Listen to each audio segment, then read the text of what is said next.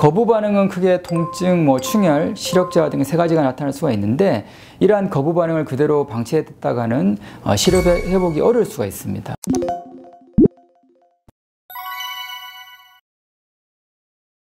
각막은 우리 눈에 검은 자리를 덮고 있는 볼록한 부위로서 빛을 받아들이고 굴절시켜서 수정체와 함께 망막의 상이 맺히도록 돕는 기관입니다.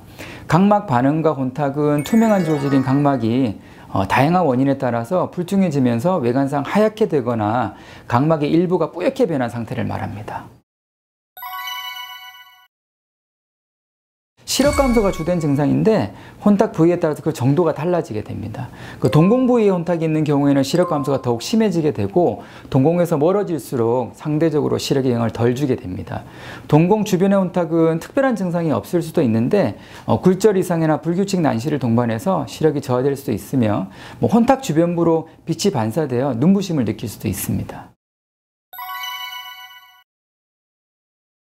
안과에서 기본적으로 시행하는 색극등 현미경 검사를 통해서 각막 혼탁 위치, 심한 정도, 급성 혹은 만성 여부, 기타 동반 질환 등을 진단하게 되는데 이 외에도 경우에 따라서 배양 검사, 염색 검사, 각막 지형도 검사, 각막 내피세포 검사를 시행할 수도 있습니다.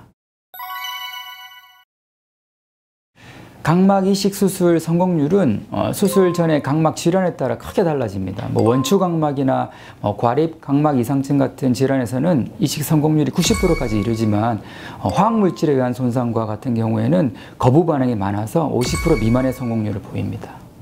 백내장이 동반된 경우 각막 이식과 백내장 수술을 동시에 받아야 하는 경우도 있으며 어릴 때부터 시력이 충분히 발달하지 못해서 약시가 있거나 녹내장, 망막 이상 같은 시신경 이상 같은 다른 병이 동반된 경우에는 각막 이식이 성공적으로 시술되더라도 시력 예후는 불량할 수가 있습니다. 각막 이식술은 혼탁이 있는 중심부 각막을 절제해내고 사망자가 기증한 안구 중에서 투명한 각막을 이식하는 수술입니다. 수술 소요 시간은 1시간 반에서 한 2시간 정도 걸린다고 생각하시면 되고 이상이 있는 각막을 7, 8mm 정도 떼어내고 동그랗게 떼어내고 기증자의 각막에서 절제한 비슷한 크기의 건강하고 투명한 각막을 환자의 안구에 얹고 봉합을 하게 됩니다.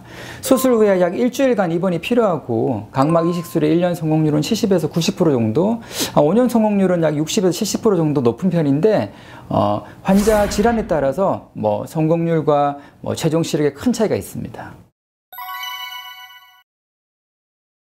라섹스 수술은 각막 상피를 벗겨 수술을 하게 되는데 각막 상피가 회복되는 과정에서 혼탁이 생길 수가 있습니다. 특히 수술 후에 처방받은 안약을 제대로 사용하지 않으시거나 근시가 심해서 많은 양의 각막을 깎아낸 경우에는 각막 반응과 혼탁을 나타낼 위험이 커지게 됩니다.